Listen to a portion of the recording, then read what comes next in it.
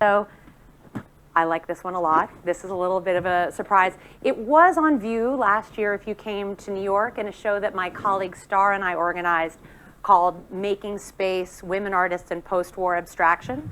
But other than that, I'm sure no one had, well, unless you lived in Sao Paulo, you had not seen it before.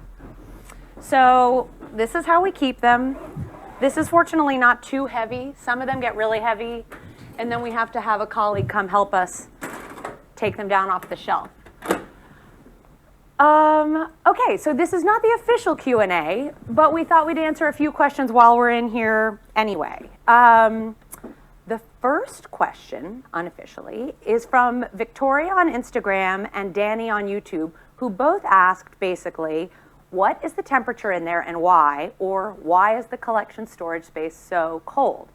So it's about 50 degrees in here, 40.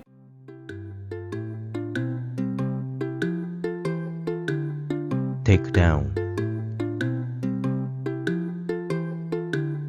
Takedown.